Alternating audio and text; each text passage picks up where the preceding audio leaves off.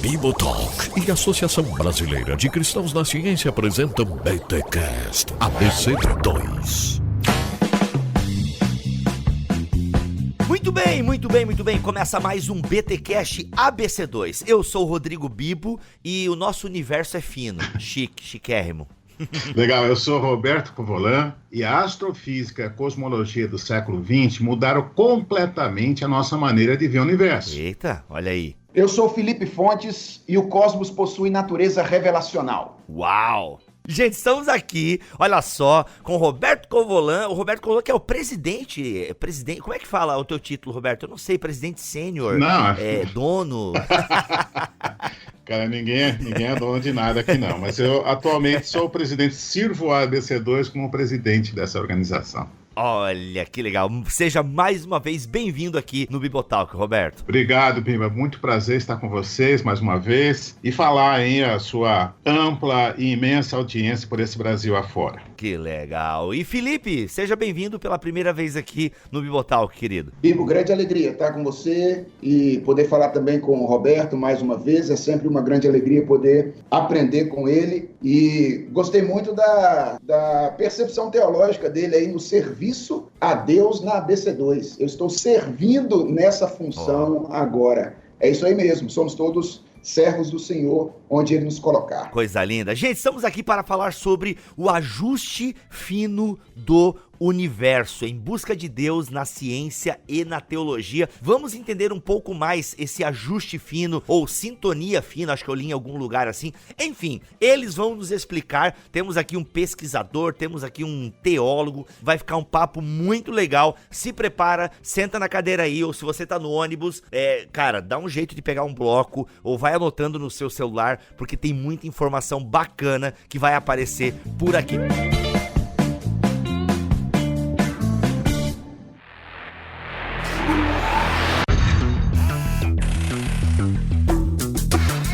Gente, para começar esse papo, a gente sempre vai no óbvio, né? A gente sempre parte do pressuposto de que a nossa audiência não entende sobre esse assunto, tá? A gente já fez aqui em Bibotalk, em parceria com Edições Vida Nova, um podcast sobre a teologia natural. E foi inclusive até com base num livro do McGrath, tá? Foi muito legal, a gente até gravou com o time da ABC2, o Marcelinho estava presente, Thiago Garros estava presente, então a gente já deu uma introdução à teologia natural. Inclusive você, ouvinte, se não ouviu, coloca aí Teologia Natural Bibotalk no Google e ouça esse episódio. Hoje aqui a gente vai falar sobre o ajuste fino do universo, tá? Então, o que é esse ajuste fino do universo? Quem propôs ou descobriu? Até, Roberto, eu acho que a partir da tua entrada, né, da tua fala na entrada, a gente pode começar, talvez a partir dali, não sei se já vem antes dali, né? Mas eu queria entender esse conceito aí, ou se é uma teoria, enfim, o que é esse ajuste fino do universo, essa sintonia fina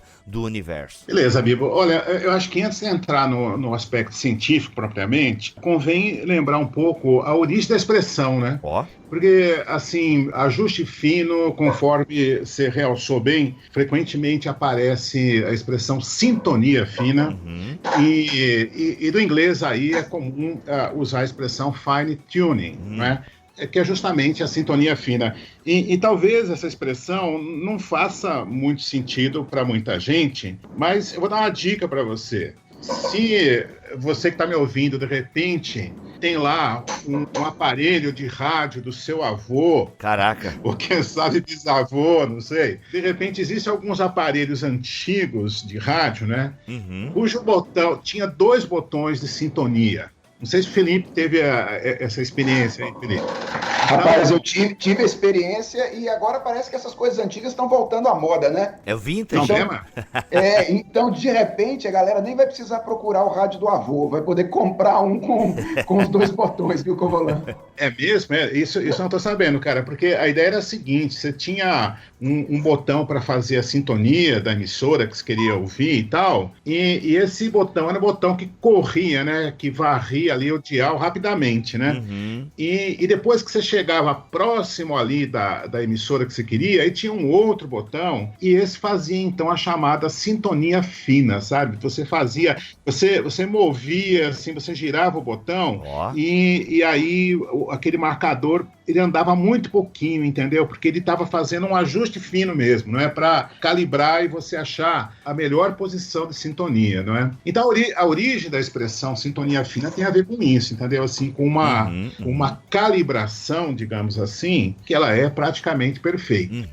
Ou seja, calibração perfeita para que capte a estação de rádio. Isso. Então você tem, né? É porque a galera já é do digital, né? Já digita lá 104.3, 107.5. Exatamente. Né? Então já tá tudo. Mas até quando você coloca no rádio, ele tem um searching ali, né? E esse searching vai correndo os númerozinhos e tal. Depende, quando vai chegando próximo da estação, ele vai dando uma diminuída, né? Nos números e sintoniza, né? Pega a frequência. Dependendo se você tá numa cidade, pra dar uma atualizada no teu exemplo aqui, Roberto, se você tá em outra cidade, às vezes o dial ali, né? O automático não capta tanto.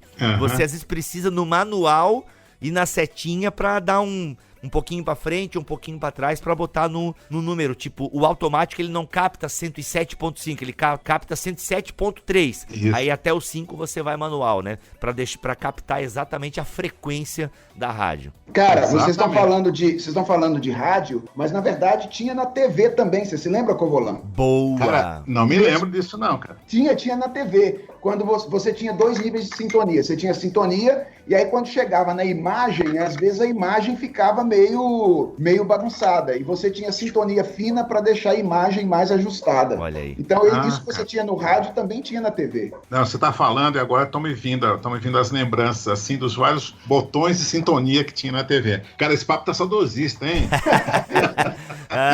Os colecionadores estão gostando. Mas deu pra entender, eu acho que ficou bem claro o conceito, né? Então quer dizer que no universo existe uma sintonia do universo, mas o porquê? O que isso tem a ver? Uma sintonia fina pra quê? Pra existência da vida? O que é? Então, sintonia fina de quê, né? Então, cara, mas aí que tá, né? Você viu na entrada aí, eu disse que a astrofísica e a cosmologia do século XX mudaram a maneira de ver o universo, né? Na verdade, elas estabeleceram, né, uma maneira muito mais clara de ver o universo, porque antigamente a gente olhava, via aquele monte de estrelas e tal, e achava que era tudo estático, tudo parado, quer dizer, sabia, obviamente, do movimento local aqui dentro do sistema solar e tal, mas as estrelas, não é, eram chamadas estrelas fixas, né? Porque elas aparentemente não se moviam, né? E o século XX, enfim, tanto a compreensão do macrocosmo quanto do microcosmo, porque na verdade são extremos que se tocam, né? Para a gente compreender como o macrocosmo é feito, você tem que partir do microcosmo, do mundo das partículas subatômicas e tal. Essa compreensão da estrutura do universo, das leis e das forças, que são forças estruturantes do universo, levou a uma constatação que as leis naturais, né, que regem essas forças e algumas constantes físicas que regulam a intensidade, o alcance dessas forças, e inclusive o estado inicial do universo, todas essas coisas, elas têm que ser perfeitamente calibradas para que a gente tenha o universo que a gente tem hoje, entendeu? Então existe assim alguma coisa, você falar, nenhum tipo de precisão, aquela que a gente poderia falar, enfim, de um mecanismo como o relógio, que é intrincado e tem que ser preciso, né, e tal. Nada dessas comparações se aproxima àquilo que a gente tem no universo, cara. O universo, assim, é calibrado ao nível da perfeição, para que ele possa existir. Esse que é um ponto fundamental, né? E quem que teve essa sacada, assim? Quem é que foi e falou, caramba, o universo, ele tá aqui, pô, a gravidade só é possível por causa disso, e não sei o quê. Mano, por isso só tem vida na Terra, porque a Terra tá no lugar certo, na hora certa, né, pra usar a expressão aí. Pois é, cara, aí é que tá, sabe, essas coisas assim, de repente o pessoal foi, na medida que ganhou conhecimento, né, da existência dessas forças fundamentais e a maneira como elas atuam, isso assim, eu acho que ganhou bastante notoriedade. Primeiro assim, no âmbito científico, ganhou uma certa notoriedade a partir ali do início da década de 70, sabe? Isso veio associado com uma coisa que é conhecida como princípio antrópico, né? Frequentemente, essa discussão de sintonia fina e princípio antrópico, elas aparecem juntas, né? E a gente já vai poder falar um pouco mais do que significa cada coisa. Mas veja, em 73, eu acho que foi, a coisa foi interessante porque foi o seguinte, teve um congresso na Polônia, em Cracóvia, para comemorar os 500 anos do nascimento de Copérnico. Olha só. A coisa é interessante pelo seguinte, porque o sistema copernicano, né? O sistema, assim, a ideia de que, na verdade, é a Terra que gira em torno do Sol e não o Sol em torno da Terra e tal. Essa ideia gerou todos aqueles debates, né, historicamente importantes, e o caso Galileu Galilei, e toda aquela repercussão, né? E um aspecto fundamental que era aparente disso era o fato de que, bem, se a Terra não é o centro do universo, então o homem não é mais o centro da criação ou coisas assim, entendeu? Então isso surgiu com o sistema copernicano, né? O sistema de Copérnico.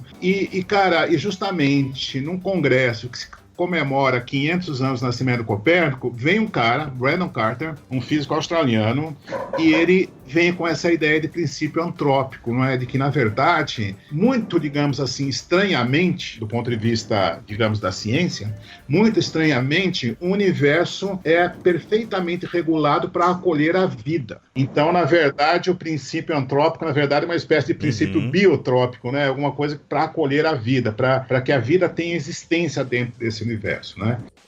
O Covolan falou aí sobre princípio antrópico e depois falou que talvez ele fosse melhor definido como biotrópico, né?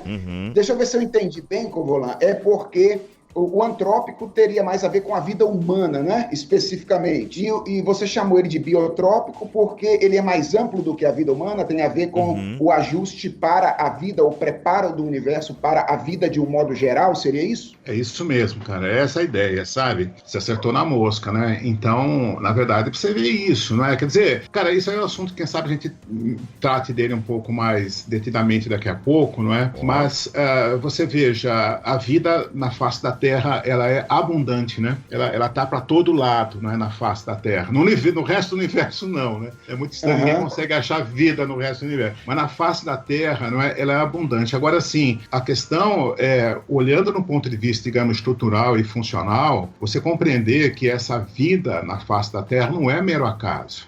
Na verdade, assim, é uma confluência de uma infinidade de fatores que convergem para que isso exista e se sustente, né? Ao longo do tempo.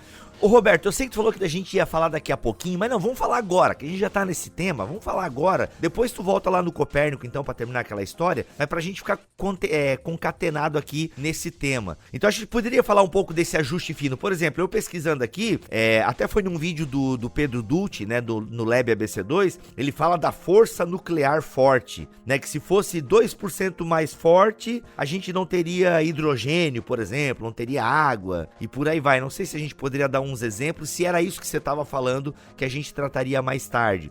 Mas ele deu uma série de exemplos, assim, densidade da massa, que, cara, como é incrível, que por isso que só tem vida aqui na Terra, porque tudo é finamente ajustado e várias questões químicas e físicas e por aí vai. É isso mesmo. Mas então, veja só, para tratar disso que você mencionou, acho que é importante esclarecer aí os ouvintes que existem apenas 4 forças fundamentais na natureza.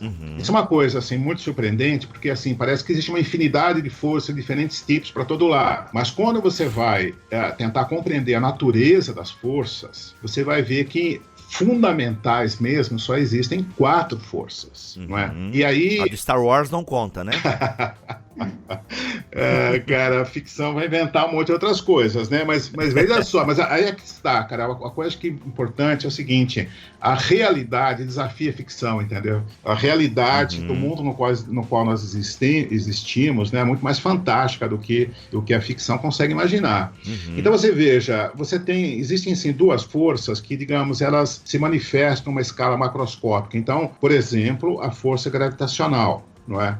Porque é ela que, enfim, governa o movimento dos planetas, as estrelas, estrutura das galáxias, do próprio universo como um todo, né? Então, a força gravitacional dá estrutura ao universo como um todo. Então, essa é uma força. A segunda força, a força eletromagnética, que, enfim, nós estamos falando aqui, todos os equipamentos eletrônicos, eletroeletrônicos que existem dependem disso. Mas, de um ponto de vista, digamos, mais fundamental, ela interessa para a gente porque ela dá estrutura aos átomos e moléculas, em termos de estrutura da matéria, entendeu? Agora, veja, isso num nível macroscópico, porque a força eletromagnética, ela chega no nosso nível de existência, a gente a percebe. Agora, além dessas duas forças, da gravitacional e da eletromagnética, existem outras duas forças que elas se manifestam no nível subatômico. Eu acho que é essas aí que você estava ouvindo lá no Pedro Dutti e tal, né? Tem uma força que é chamada força nuclear forte, que ela é responsável pela existência do núcleo atômico, pela coesão nuclear, e tem uma força chamada nuclear fraca, que ela é responsável pelo decaimento radioativo, por exemplo, não é? E por outras reações nucleares. Então, a coisa importante é o seguinte, você tem 4 forças, e essas 4 forças, elas modelam o universo, dão estrutura e função ao universo, desde o nível do micro até o nível macro. E isso é uma coisa espantosa. Por quê? Porque existe um ajuste perfeito tanto no caráter dessas forças quanto na intensidade, no alcance e tal. E isso é que regula como o nosso universo físico funciona, cara. Isso não é fantástico? É bem calibrado, digamos assim. Se tivesse outra calibragem, já era. Aí que tá, cara. Suponha que você tivesse, o Felipe, pensa nisso. A gente vai brincar de Deus, a gente tivesse uma maquininha de fabricar o universo, né? Então aí você tem lá os botões todos em sintonia e você iria tentar sintonizar diferentemente a intensidade dessas forças, né? Aí é que está, cara. Se você mexe um pouquinho para um lado, um pouquinho para o outro, o universo não existe, cara. Ou ele, por exemplo, se a taxa de expansão do universo fosse outra, se ela fosse um pouco maior, então teria havido uma expansão muito rápida, não teria dado tempo de formar galáxias, por exemplo. E se ela fosse menor do que ela é, o universo expandiria até um certo ponto e depois colapsaria, entendeu? Então, existe assim um ajuste perfeito para que as coisas existam. Então, isso foi uma grande, digamos, novidade, porque, de repente, o mundo científico começou a se dar conta de que existe uma calibração, entendeu? Um ajuste, né, que é disso que nós estamos falando, esse ajuste fino que é perfeito. E ninguém sabe a origem disso, esse que é o ponto. Cobolan, ouvindo você falar aqui, eu estou pensando em várias coisas aqui que são, eu creio, interessantes. A primeira é a seguinte, é que, embora a descoberta ou a tratativa científica disso seja bem recente, né? Você falou que ultimamente a gente está sendo chamado a atenção para essa questão a partir da década de 70, mais ou menos, né? Isso. O fato é que sempre houve na humanidade um certo espanto com relação às condições do universo, né? Isso então, sempre houve, assim, a gente acha que essa é uma discussão exclusivamente de natureza científica, mas ela extrapola a discussão científica. Mesmo na filosofia, a gente tem essa noção de que a gente vive num mundo que tem condições que apontam para fora de si. Toda a filosofia grega, por exemplo, ela é teísta. Na verdade, ela não é unicamente teísta, ela é politeísta, né? Porque ela acreditava que o universo veio a partir da atuação de vários deuses. Mas os gregos, desde muito cedo, já tinham essa ideia de que você olha para o cosmos e você fica meio espantado e você não pode explicar o cosmos a partir de si mesmo, porque existem certos traços que demandam uma explicação transcendente, né? Então, isso, embora esteja sendo discutido recentemente pela ciência e tal, isso, de alguma forma, antecede a própria ciência moderna, né? Há outros movimentos e momentos na história da humanidade, ou acho que poderia dizer que sempre que a humanidade se deparou com o mundo ao seu redor, ela teve esse espanto, né? Aliás, o Aristóteles é que costumava dizer que é exatamente esse espanto a origem do filosofar, a origem da filosofia. É a percepção de que o mundo no qual nós vivemos é um mundo espantoso. E a outra coisa que me veio à mente aqui, enquanto você falava sobre sobre essa questão do ajuste fino é o quanto o cristianismo foi fundamental por causa da sua ideia de creatio ex nihilo, ou de criação a partir do nada, para o surgimento desse tipo de ciência que a gente conhece hoje, que é a ciência moderna, baseada em experimentação empírica e também em formulação matemática, né? Alguns historiadores da ciência dizem que a ciência moderna jamais nasceria, ou jamais teria nascido, não fosse a influência cristã da doutrina da criação ex nihilo. E aí qual é a razão disso? A razão é que apenas um Deus que tem absoluto controle sobre a criação da realidade pode prover um universo que pode ser definido e expresso matematicamente. Qual é a diferença entre a noção de criação grega, por exemplo, e a noção cristã? É que na Grécia Antiga, os deuses criam a partir de uma matéria-prima dada. Isso significa que eles estão limitados pelas condições impostas por aquela matéria. Eles não podem fazer tudo aquilo que eles querem fazer. Eles podem fazer aquilo que a matéria permite fazer com as condições dadas. O Deus cristão cria ex nihilo, ou seja, ele cria a partir do nada.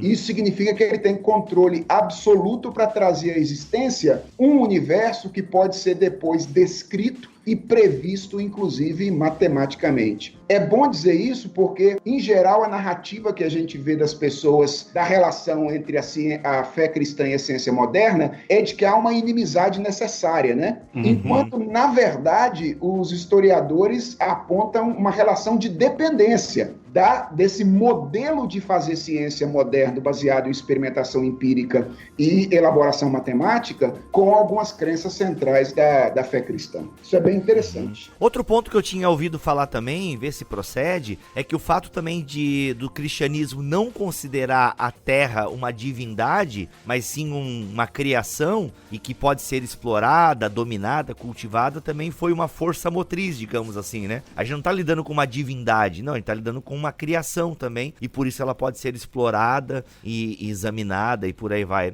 Uma vez eu li isso em algum aspecto também. Sem dúvida. Veja, Bibo, eu disse que a ciência moderna se caracteriza aí por duas coisas, né? Experimentação empírica e essa formulação matemática. A doutrina da criação ex nihilo tem mais a ver com a questão da formulação matemática. Isso que você apontou agora tem a ver com a experimentação empírica. Enquanto a realidade é divina, eu não posso interferir nela fazendo pesquisa de maneira específica. A ideia de uma autópsia, por exemplo, seria absurda numa perspectiva ou numa visão da realidade em que a realidade ou o mundo é divino. Então, o fato do cristianismo tratar o mundo como algo importante, mas criado, permite um tipo de ciência que se vale da experimentação empírica. Ele foi fundamental nesse particular. Isso é um ponto. Você tocou em pontos aí fundamentais, né, Felipe? Porque justamente isso, né? Se eu olho para fenômenos naturais, ou para aquilo que nós entendemos como fenômenos naturais, né? Mas se eu olho para isso e eu enxergo a ação de divindades, não é? De forças sobrenaturais, eu interferir com isso seria um sacrilégio, não é? Então, é por isso que muitos povos não, enfim, aparentemente até mais avançados, né, do que a Europa do século XVI e XVII, acabaram não desenvolvendo, né, a ciência moderna, e eu concordo inteiramente com você, né? O fato de a Europa dos séculos XVI e XVII ter uma cultura totalmente embebida, né, na teologia cristã foi fundamental para que a ciência tivesse surgido ali. Isso sim, é um fato central. Joia. E aí, Covolan, para onde a gente caminha? Não sei se tu terminou de contar aquela história lá do evento do Copérnico na Cracóvia. Acho que a gente não terminou aquele papo, né?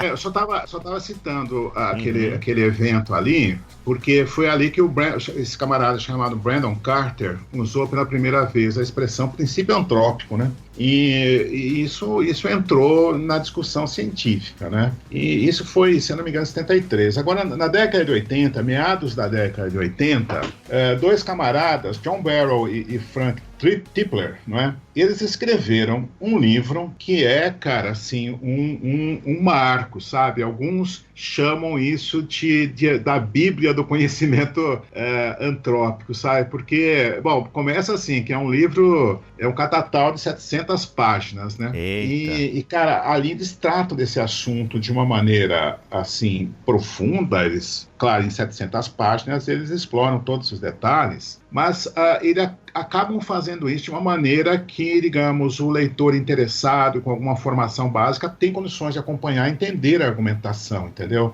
Não é, assim, um livro extremamente técnico, né? E esse livro, assim, que eu saiba, não foi traduzido, né? O título dele é The Anthropic Cosmological Principle, né? O princípio cosmológico antrópico. E nesse livro, um aspecto, assim, interessante dele, que até o McGrath, no livro que você citou, ele chama atenção, é o fato de que ele introduz como uma discussão científica a questão de propósito, design e finalidade do universo, sabe? E eles fazem isso com uma argumentação, digamos, bastante bem sustentada. Então isso colocou, digamos assim, na ordem do dia uma coisa fundamental, porque você sabe, assim, uma coisa importante para uma visão naturalista do universo é que você entenda, ou que você conceba o universo como não tendo nenhum objetivo, nenhum significado, nenhum destino, nenhum propósito.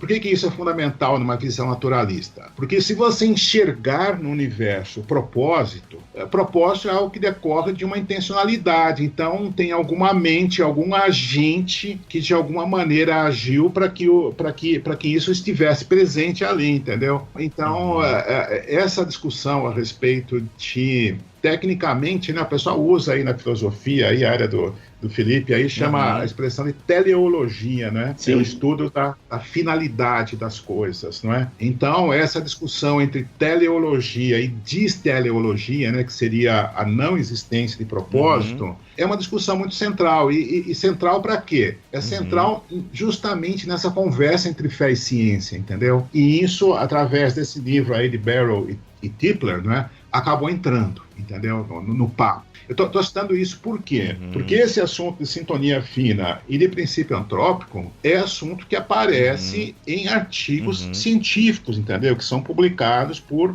cientistas, pesquisadores e tal. E é justamente um desses temas que, como o Felipe bem apontou, remetem à transcendência, entendeu? As pessoas, digamos assim, buscam explicações naturalistas, mas eles estão ali a um passo da transcendência. Então, são assuntos importantes para a gente discutir desse contexto do diálogo entre fé e ciência. Acho que a questão central aí, Covolan e Bibo, é que a ordem pressupõe pessoalidade. Todos nós partimos desse pressuposto, de que se você encontra algo organizado, algo ajustado, é porque há o pressuposto da existência de uma pessoa. Então, quando eu quero ilustrar isso, eu brinco com algumas pessoas dizendo, olha, você sai da sua casa, você deixa o seu quarto completamente desarrumado. E aí, quando você chega à tarde, você volta e o seu quarto está todo arrumado, todas as coisas que estão no seu devido lugar. Qual é a conclusão imediata que você tem? É a conclusão de que, por acaso, as coisas estão daquele jeito. Casualmente, 2 moléculas de chulé que estavam lá debaixo da sua cama vieram a colidir e aí então tudo se ajustou. Ora, é claro que a sua conclusão óbvia quando você entra no quarto é alguém arrumou. Por que a conclusão é óbvia? Porque ordem, ajuste, pressupõe pessoalidade. Então, a percepção de que o cosmos é ajustado diz alguma coisa a respeito da sua origem. Alguma coisa o quê? Isso que Covolan acabou de dizer. Há uma inteligência, né? Há uma mente transcendente que traz à existência essa realidade, né? Legal. Olha só, mas todos os físicos aceitam, não essa questão da pessoalidade. Eu acho que a nossa cosmovisão, né, a nossa visão de mundo influencia bastante nessa percepção. E agora, os físicos em geral, né, eles aceitam essa questão do universo finamente ajustado e tal? Como é que é essa questão do ajuste fino? É bem aceita pela ciência? Tem críticas?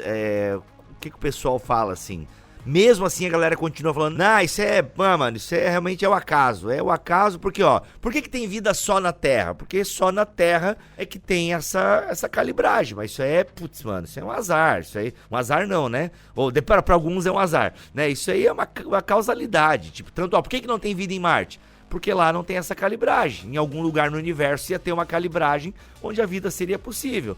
E aí, deu certo aqui na Terra, estamos aí, né? Como é que é isso? Não, cara, vem cá. A questão não é o pessoal se aceita, se não aceita. Para começo de conversa, foram os físicos que descobriram isso, entendeu? Isso foi uma descoberta, né? Uma constatação, não é? Então não dá para fugir disso como um fato estabelecido, não é? Então, aí entra bastante aquela questão que o Felipe apontou no início, essa maneira de olhar para as coisas e de repente se espantar, entendeu?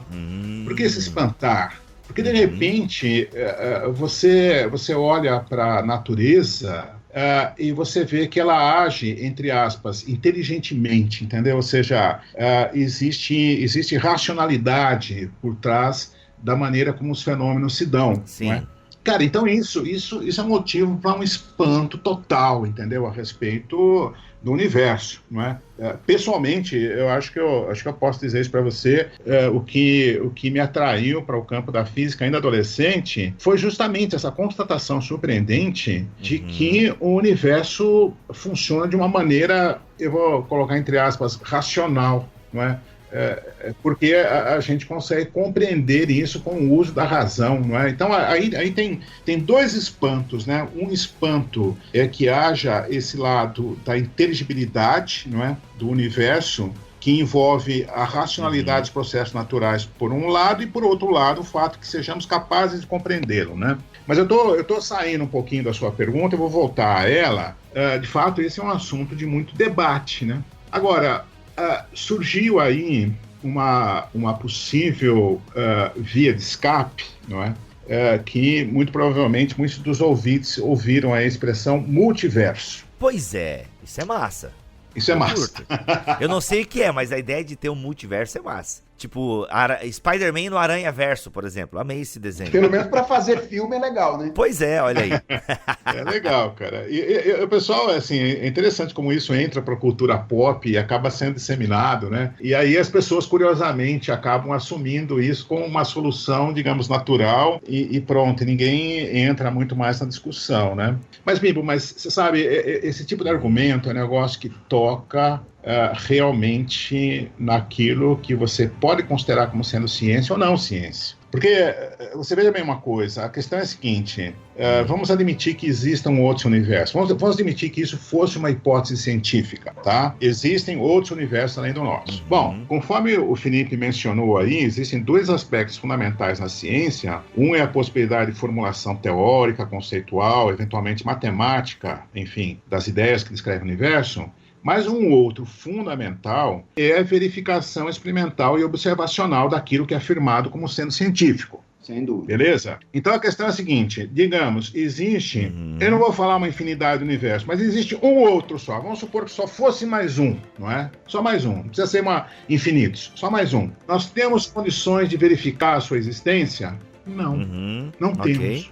Ninguém tem nenhuma ideia, entendeu? A ideia mais vaga de como é que isso pudesse ser verificável. Então, meu caro, eu vou ter que dizer para você o seguinte, isso não é uma hipótese científica, porque alguma coisa que seja dita supostamente como uma suposta proposição científica, mas que a priori não pode ser verificada, não, isso não é ciência. Entendeu? A boa ciência qual é? É aquela que faz afirmações a respeito da natureza, do mundo natural, e aí diz exatamente como é que você vai justamente verificar isso, entendeu? E eventualmente até outras coisas que não se sabia a respeito da natureza. Então, esse aspecto de verificação ou falseabilidade das ideias científicas é fundamental, não é? E essas ideias de multiverso, veja, isso surgiu, existe uma hipótese, digamos, matemática que permite que isso de fato exista como uma viabilidade teórica. Mas aí existe o outro lado da questão, que é como verificar isso, e ninguém tem a menor ideia. Mas vem cá, mas vamos dar um passo além. admitamos que em algum momento alguém achasse algum tipo de método que permitisse verificar, digamos, a existência de outros universos. E vamos constatar, vamos supor que fosse constatado que existem outros universos. Cara, isso não resolve todos os problemas. Não resolve porque é o seguinte, quer dizer, se esses outros universos, não é, também tivessem, vamos supor que não fossem as mesmas leis naturais que nós temos e que a calibração fosse outra, porque no fundo é para isso que se aponta, né? Para o fato de que existia uma infinidade de universos, alguns viáveis, outros não viáveis, e nós temos a sorte de estar presentes em um que se viabilizou, obviamente, senão não estaríamos aqui, tá certo? Para ter essa conversa, não é? Mas veja, ainda assim, isso não resolveria o problema da racionalidade embutida nos processos naturais, ou seja, só o fato de que haja leis naturais estruturando, entendeu, um universo, seja ele da forma como for, isso levanta a questão fundamental que não pode ser dada como óbvia, como um dado trivial da realidade, entendeu? Por quê? Porque isso requer, como disse o Felipe, a existência de uma inteligência. Uma inteligência que digamos assim, ela é uma inteligência, não é só inteligência e poder, né? Porque, assim, é a capacidade de conceber e de ser capaz de fazer, de ter poder para gerar isso tudo, né? Que é,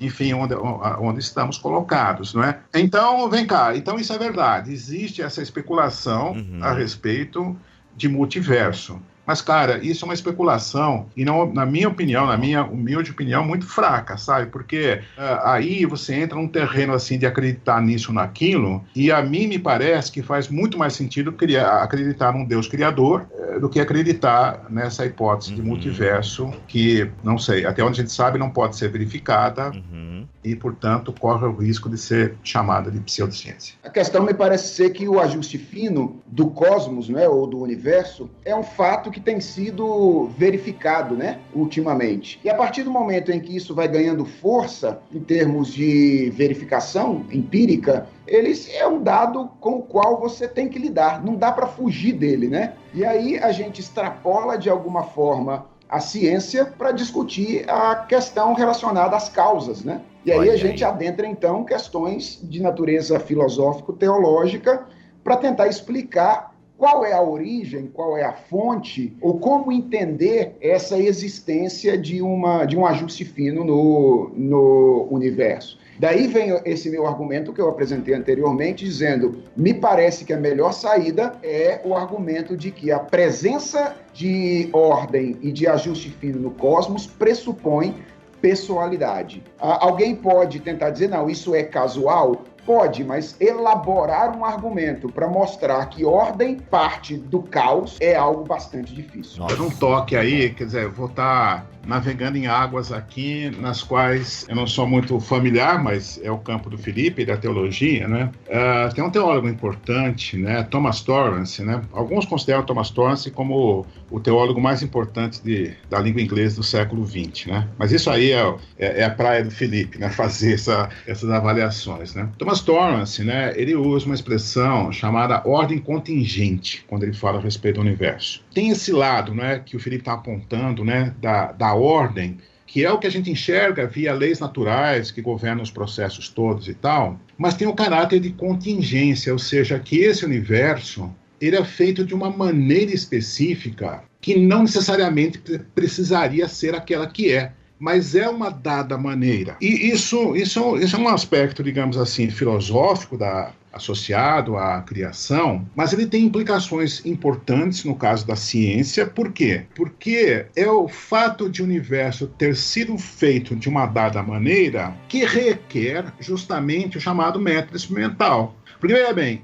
se a questão fosse uma questão simplesmente de entender como o universo funciona a partir, digamos, de raciocínios lógicos, matemáticos, etc. e tal, então, quem sabe, só com o uso da mente a gente decifraria o universo. Mas não. Mas Deus criou o universo, digamos, obviamente, com a sua razão, mas também a partir da sua vontade soberana. Então, ele escolheu uma maneira específica. Então, o único jeito de eu saber qual foi a maneira específica que Deus escolheu para fazer o universo é justamente interagindo com ele. Então, daí a necessidade de justamente você ter uma ciência que ela é essencialmente experimental, ou seja, ela é corroborada com experimentos, com observações detalhadas, análises estatísticas, etc. e tal. Então, esse lado de você interagir com o universo é fundamental, não é? E o que essa sintonia fina está apontando é justamente isso. Qual é a maneira específica pela qual o universo foi feito, entendeu? Porque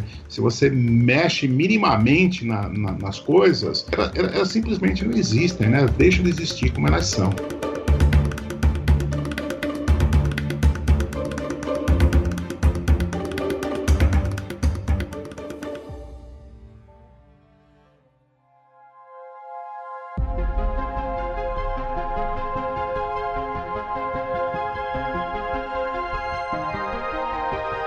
Eu queria só, assim, quem sabe, apontar um aspecto específico, porque a gente está falando desse ajuste fino de uma maneira genérica, talvez dar algum tipo de exemplo ajudasse aí o nosso ouvinte a compreender o que nós estamos falando, né? Opa, isso é ótimo. Então veja só, eu há pouco eu mencionei aquelas forças fundamentais da natureza e o ouvinte atento aí certamente vai se lembrar que eu mencionei a força nuclear forte. E eu falei que ela dá justamente a estrutura do núcleo atômico. Então, cara, você sabe, assim, se a gente lembra daquilo que a gente aprendeu aí no ensino médio, sobre como o núcleo atômico é formado... Eu tô vendo Chernobyl, ajuda não? A série Chernobyl da HBO. Deve ajudar, cara. Vem cá, vamos lembrar que o que é o núcleo do átomo? O núcleo do átomo é feito do quê? Então a gente aprende lá que ele é feito de prótons e nêutrons, né? Aprende que ele é feito assim, dessas partículas, né? Agora, tem uma grande interrogação em torno disso, porque... os nêutrons, não é? Eletricamente, eles são neutros. Então, beleza, tranquilo com eles. Mas os prótons, eles são carregados positivamente. Eles são cargas positivas, não é? Agora, o núcleo é uma estrutura altamente compacta. Ora, a gente não aprendeu que cargas de mesmo sinal se repelem? Então, não era para existir uma forte repulsão entre os prótons no núcleo? Como é que ele é extremamente coeso? Então, cara, isso era um grande mistério, entendeu? Até assim tem um cientista brasileiro já falecido, que muita gente conhece o nome, né? César Lattes, porque ele virou nome de currículo, né? O currículo Lattes. Todo mundo tem que fazer o currículo. Ele virou pesadelo. Boa. Virou pesadelo. Mas o Lattes, ele, cara, extremamente jovem, 20 e poucos anos, ele fez uma descoberta fundamental que foi do chamado Meson Pi. E o Meson Pi, vou resumir dizendo o seguinte, ele é um dos mediadores dessa força nuclear forte, ou seja, é uma força que existe no núcleo atômico que permite justamente essa coesão que eu acabei de mencionar, ou seja, é uma força que sobrepuja a repulsão elétrica e mantém essa alta coesão nuclear. Então, beleza, existe aí uma outra força, que é essa força nuclear forte. Agora, sabe, a coisa assim, extremamente intrigante é que ela é extremamente forte, maior que a repulsão elétrica, mas só que essa força dela é intensa apenas numa região muito pequena do espaço. Ou seja, o alcance dela é um alcance extremamente limitado. Limitado até onde? Justamente limitado ao alcance do tamanho do núcleo do átomo, ou seja... Na verdade, o núcleo do átomo tem o tamanho que tem por causa do alcance, da limitação no alcance do núcleo atômico, dessa força nuclear forte. Ou seja, é ela que diz como a estrutura do núcleo é, entendeu? Então, de repente, você fala assim, nossa, cara, mas como é que isso foi feito dessa maneira? Que é extremamente forte, mas que, de repente, ela cai a zero, ou seja, isso dá... aquela conformação e aquela limitação para o núcleo que ele tem, e aí esse núcleo se comporta como uma carga que aí prende os elétrons, e aí a gente tem estrutura atômica. Então você vê que coisa importante e fundamental, se essa força não tivesse o caráter que ela tem, não tivesse a intensidade que ela tem e o alcance determinado que ela tem, falar em milimetricamente é uma expressão que não faz sentido nesse nível, por quê? Porque nós estamos falando de sub milimétrico, entendeu? Assim, um alcance extremamente pequeno. E então, se não fosse assim, cara, não existia átomo. E se não existe átomo, não existe matéria, não existe nada, entendeu? Então, é nesse sentido que a gente diz que o caráter que essas forças fundamentais possuem, essas leis fundamentais possuem, elas são tais que, digamos, dão exatamente a estrutura que o universo tem. E não há nenhuma explicação que diga por que é que isso é assim, entendeu? Esse é um dos pontos fundamentais. Agora, veja, eu me detive aqui nessa história das 4 forças fundamentais, mas eu preciso dizer para você o seguinte, cara, talvez vocês tenham ouvido falar já de uma organização chamada Reasons to Believe. Quem é o comandante lá, né, o principal organizador é um astrônomo chamado Hugh Ross, né? E no site deles, né, eles têm uma espécie de inventário lá, um catálogo dessas constantes todas que são perfeitamente calibradas, sabe? E se você for lá e consultar, você vai ver que nessa altura, nesse catálogo, ele já tem centenas e centenas de parâmetros e constantes que são perfeitamente ajustados para que a vida exista como a gente tem aqui na face da Terra. Então, cara, isso é um negócio, assim, muito surpreendente, entendeu? Tipo, é contar com a sorte demais, né, mano? Deixa eu te fazer uma pergunta que acho que pode ser útil porque ela diz respeito aí a uma teoria que surgiu há um tempo atrás e de alguma forma tem se popularizado também aí no Brasil entre os cristãos, né? Me parece que a questão da teoria do design inteligente caminha um pouco nessa direção, não? Que é o esforço por verificar traços de inteligência no cosmos ou na realidade criada. É mais ou menos isso mesmo, assim, a questão. É óbvio que me parece que eles têm um objetivo bem específico, né, os adeptos do design inteligente, que é desacreditar a ideia do processo de seleção natural como um processo que sustentaria, não é, essa ordem toda. O que você pode dizer a respeito disso? Tem a ver mesmo com isso, com essa questão do ajuste fino, essa preocupação do design inteligente? Cara, tem e não tem. Tem e não tem, eu vou explicar os dois já, mas assim... Eu adoro essas respostas. Sim e não. Tem e não tem. Eu vou tentar explicar isso, mas deixa eu dizer assim que a sua pergunta é fantástica, cara. Ela cabe inteiramente.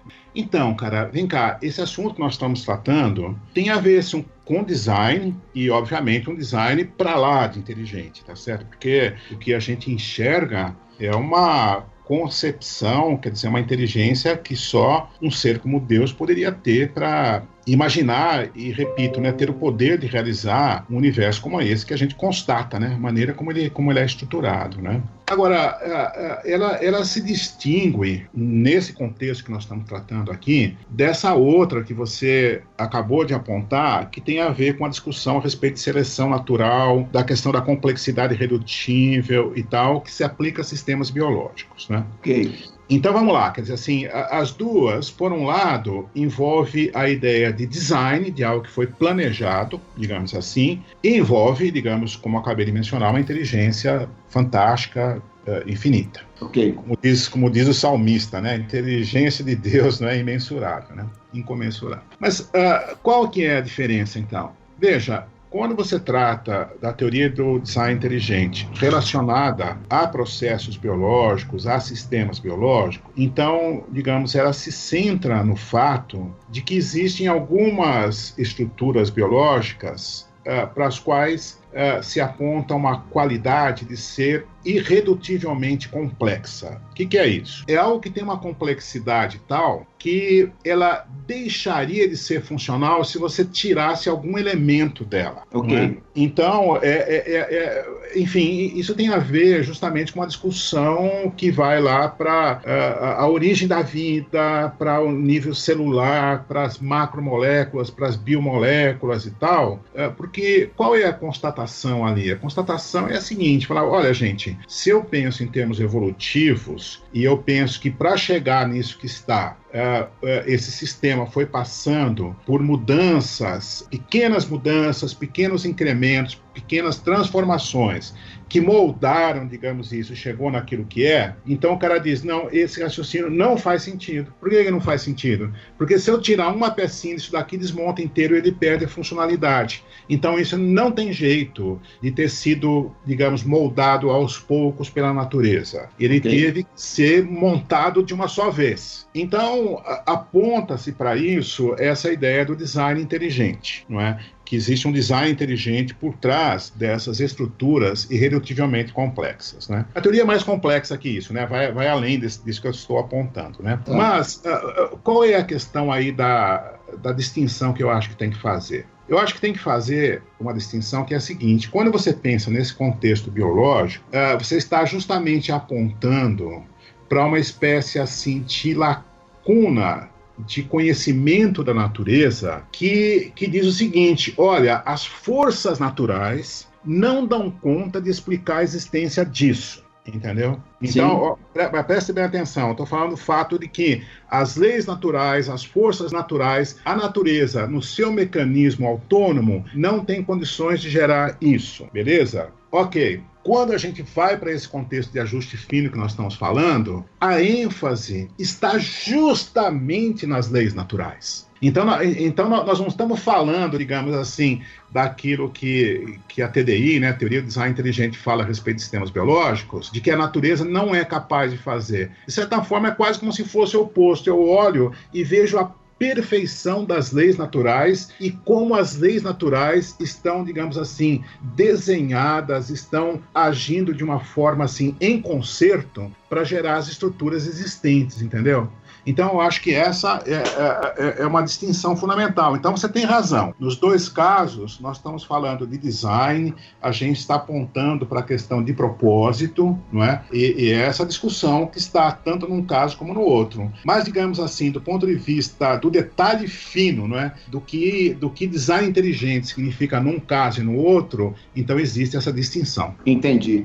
Parece que tem a ver, então, a questão aí da ênfase que se coloca sobre os processos, né? Isso. Embora ambas partam da ideia de que o ajuste parece apontar para a ideia de uma inteligência e uma pessoalidade, né? Isso, cara, porque assim, você sabe, um exemplo, né, que eu gosto de dar quando eu trato desse assunto, viu, Felipe?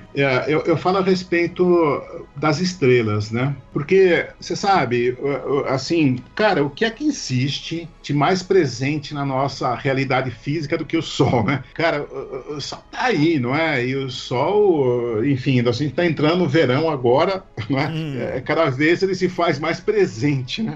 Digamos assim. A gente sente na pele, né? A gente sente na pele, né? Então, cara, e o Sol, cara, se não tem o Sol, você não tem vida, não tem energia, você não tem nada. O planeta depende inteiramente, em termos de energia, do Sol, né? Enfim, ou de alguma outra estrela, dependendo do passado. Mas, enfim, por que eu estou mencionando isso? Porque, cara, o Sol é uma estrela, né? E veja, talvez alguns dos ouvintes possam pensar, né? Mas o que é o Sol? O Sol não é uma bola de fogo, né, gente? E não é fogo que tem lá em cima, não é? Por quê? Porque não tem oxigênio lá em cima, né? Então essa é a grande questão, né? O que é o Sol? Como é que as estrelas funcionam, né? Então, isso é importante porque aquelas... Não, peraí, que eu tô pensando no Sol que não é uma bola de fogo ainda. Meu Deus, eu achava que era uma bola de fogo. Acabou com a minha infância agora, acabou com o filme do Superman.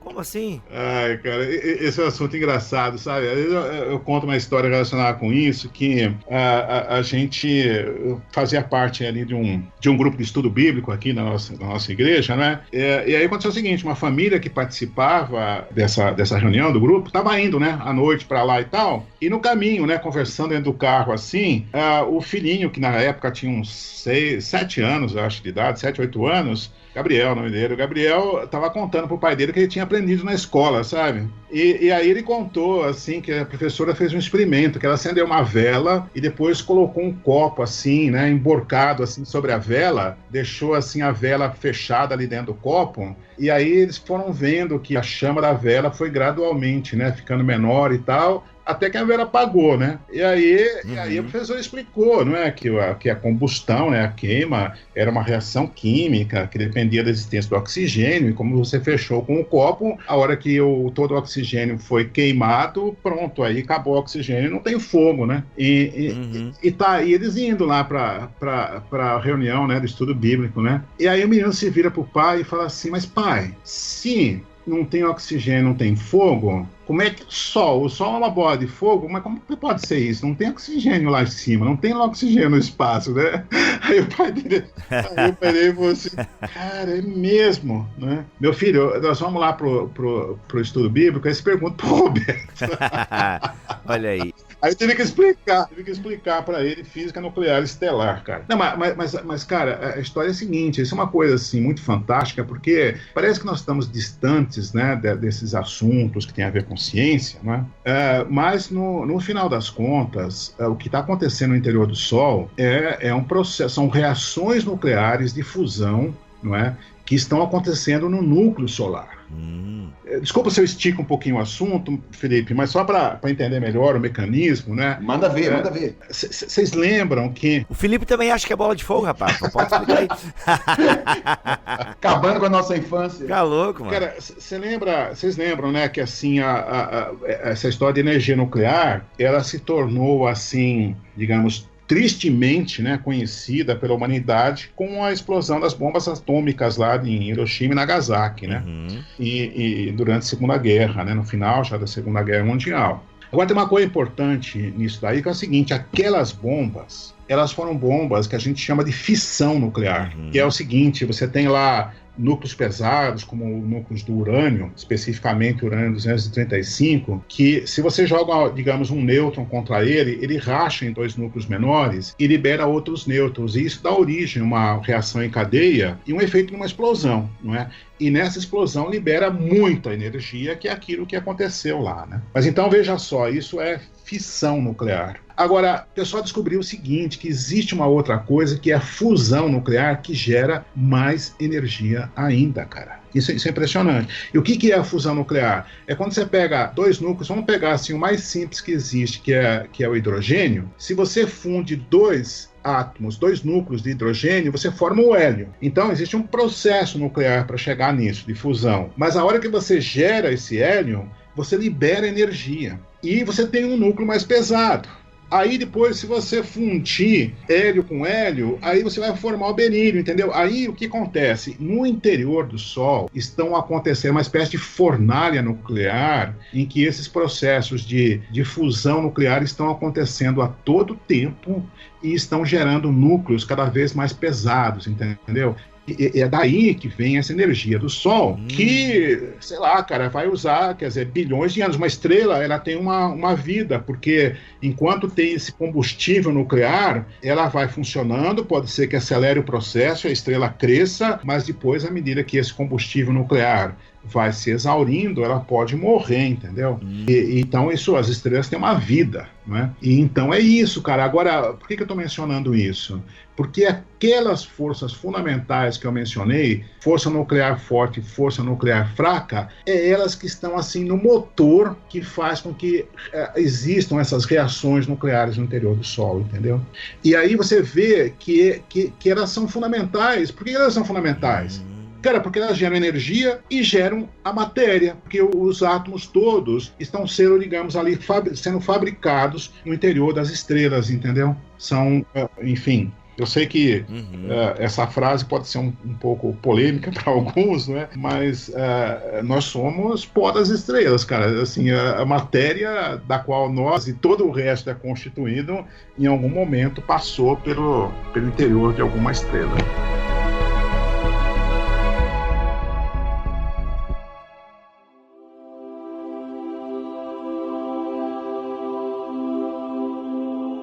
Ô Roberto, até tu falaste do Sol aí, cara, eu vou ter que voltar depois do podcast pra ouvir com calma isso aí, ouvinte, inclusive pare, ouça de novo, que aí vocês viram que a BC2, irmão, você tava aí, ó, é conteúdo de primeira aqui, irmão. Roberto, até uma das questões que eu ouvi, ver se isso procede, só pra eu vou fugir um pouquinho do assunto, mas não vou fugir completamente. Até a distância que a Terra tá do Sol, ela é, tipo, se fosse um pouquinho mais pra cá, um pouquinho mais pra lá, também já não rolava vida, né? Não rolava. Essa distância também inclui no argumento do ajuste fino aí?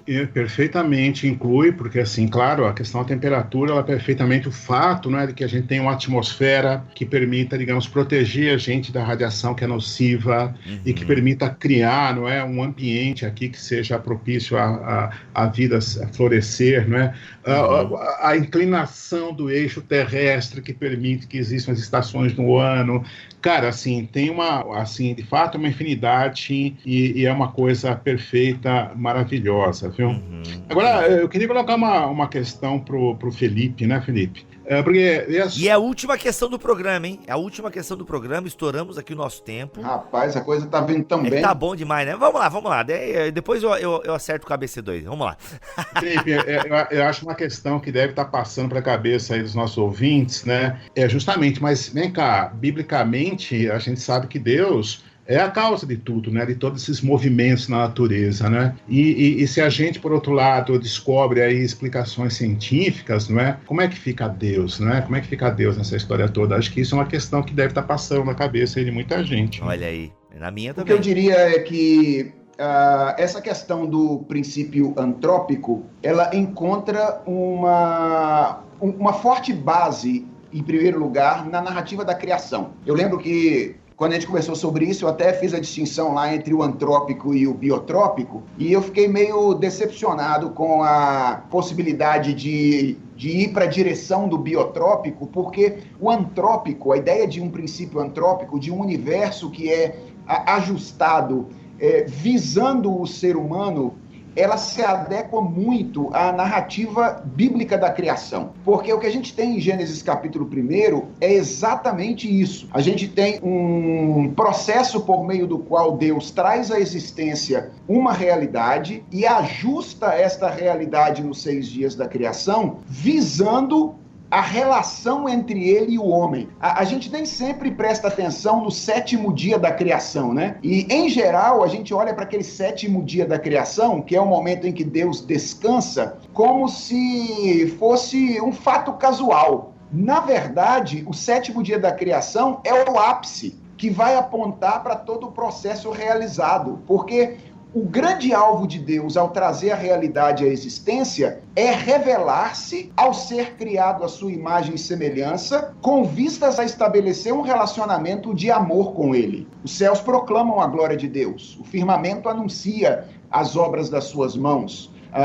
Então, o alvo do cosmos, o universo criado, ele tem uma natureza revelacional. E esse é o palco criado por Deus, trazido à existência, para que Deus pudesse se relacionar com o homem.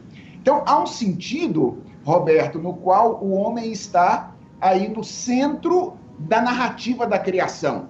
Se a gente quiser ser um pouco mais preciso, não é tanto o homem que está no centro, mas é a relação de Deus com o homem que está no centro. O homem, o universo, o cosmos foi criado para ser o palco, o templo no qual o homem se torna esse adorador de Deus. Então, durante muito tempo, se pensou que essa descoberta do ajuste fino do universo fosse uma prova cabal e definitiva da existência de Deus. Aliás, quando você lê o livro do Alistair McGrath, O Ajuste Fino do Universo, que, na verdade, é um livro dividido em 2 grandes partes, né? Ele tem uma primeira, onde ele trata da questão da sua proposta de teologia natural, e uma segunda, quando ele trata dessas questões mais exemplares, né, de ajuste fino do universo, tentando relacionar as duas coisas. Ele mostra exatamente, ou faz uma crítica a essa proposta anterior de teologia natural, que achava que a ideia de ajuste fino e etc. era uma prova cabal final da existência de Deus, como se fosse possível deduzir a existência de Deus a partir do estudo do universo, sem nenhum tipo de apelo à revelação, né? O que é, inclusive, ignorar a participação da subjetividade humana na interpretação dos fatos. Então, o Alistair McGrath vai propor que é óbvio que a gente não deva, e eu concordo com ele nesse particular, é óbvio que a gente não deve olhar para o ajuste fino como uma prova definitiva, como se a gente pudesse deduzir a existência de Deus a partir do estudo do universo sem apelo à revelação. Mas qual é a grande utilidade desse conceito para nós aqui em termos de vida cristã? É que ele mostra ou aponta para nós algo que a gente cansou de repetir aqui, o C.S. Lewis dizendo, e que eu acho que ajuda a gente a entender esse ponto. O Lewis tinha uma frase, que eu acho que os ouvintes certamente conhecem, em que ele dizia que acreditava no cristianismo assim como ele acreditava no sol, já que a gente falou do sol agora há pouco, não apenas porque ele via o sol, mas porque por meio do sol ele enxergava todas as coisas. Ou seja, o que o Lewis estava querendo dizer com isso? Que era possível encontrar uma correspondência entre a vida concreta, a vida no mundo, e a narrativa cristã. E eu creio que essa ideia do princípio antrópico, essa ideia do ajuste fino do universo, aponta para o fato de que a narrativa cristã, que fala da existência de um Deus pessoal, que trouxe a existência, a realidade a partir do nada, com absoluto controle sobre esta realidade que ele criou, ela é de alguma forma fortalecida por meio da ideia do princípio antrópico e da ideia do ajuste fino do universo. Uau. De modo que eu acho que trabalhar com isso tem três benefícios práticos, pelo menos. Primeiro, eu acho que ajuda a gente no fortalecimento da fé. Sabe, às vezes as pessoas dizem, poxa vida, a ciência tira a fé. Eu diria, a falsa ciência tira a fé. Mas a verdadeira ciência fortalece a fé. Quando você percebe esses traços, não é, de inteligência por trás da realidade criada, você percebe que há uma correspondência entre aquilo que a Escritura diz, a tradição cristã tem dito e aquilo que é percebido na realidade. Segundo, eu diria que isso enriquece a vida, porque você começa a enxergar beleza. Aquele negócio do espanto, aquele negócio que você disse, Roberto, de um jovem ou um adolescente que percebe como o mundo é belo e diz, eu quero ser um físico. Ou seja, eu quero contemplar com maior clareza a beleza desse cosmos que o materialismo, de alguma forma, desencantou. E essa perspectiva diz, a gente vive num mundo com os traços do transcendente. E acho que tem um benefício apologético aí, né? Pode nos ajudar também a perceber isso no diálogo com pessoas que eventualmente não creem na existência de Deus e percebem ou entendem que a fé cristã não é lógica e não é correspondente à realidade. Então, acho que essa questão do ajuste fino tem esses benefícios aí e essa relação com a narrativa bíblica da criação. Uau! Bem, assim, eu estou me deliciando aí com essas palavras do Felipe, porque concordo inteiramente, Felipe, assim, eu acho que é isso mesmo, cara. E, na verdade, assim, quando eu mencionei, né, essa ideia de um sistema biotrópico, não é porque não enxergue, não, essa distinção que o humano tem na criação, não, com certeza eu enxergo, né?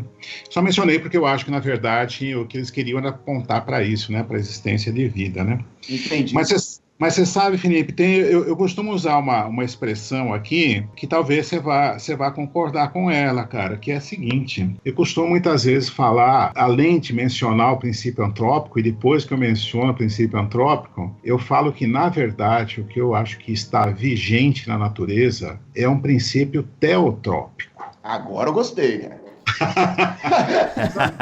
Acho que é importante um pouquinho assim, para a questão da etimologia, né, nosso ouvinte perceber o seguinte, quando a gente fala, por exemplo, que o girassol, ele é uma planta heliotrópica, é porque o girassol justamente ele está sempre voltado para o sol, ele se dirige para o sol, né?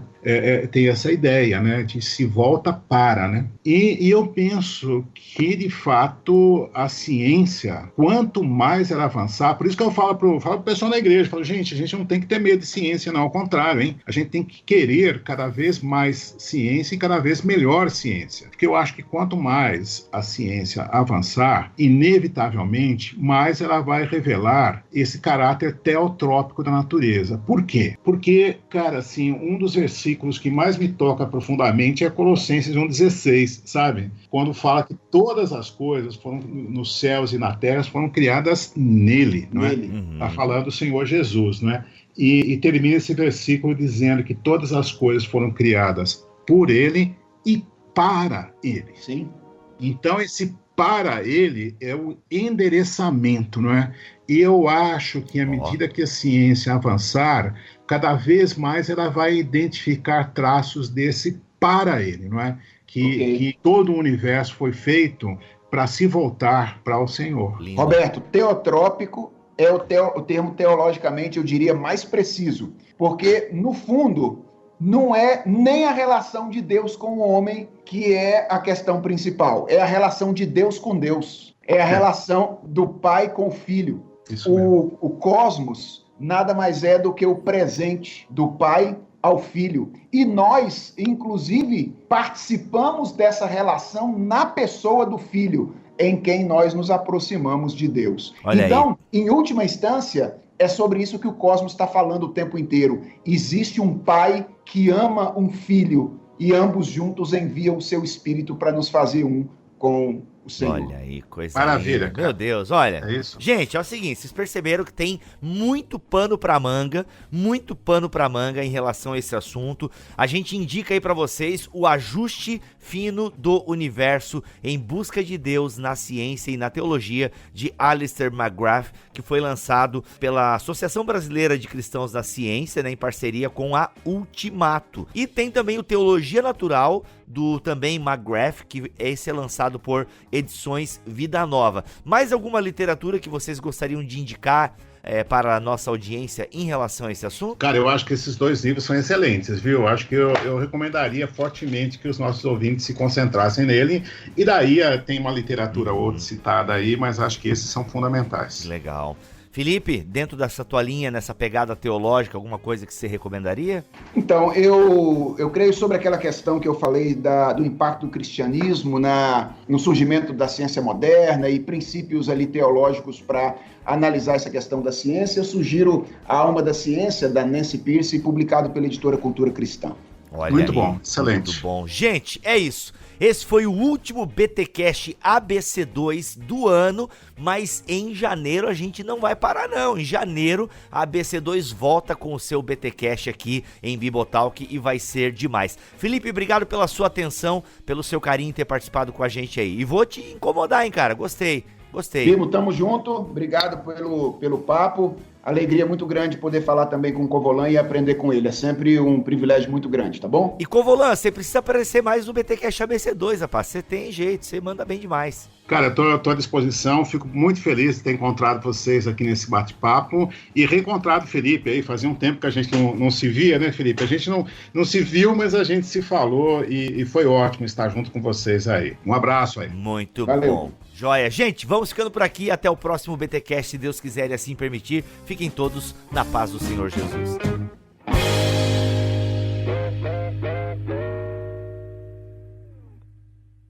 Este podcast foi editado por Bibotalk Produções.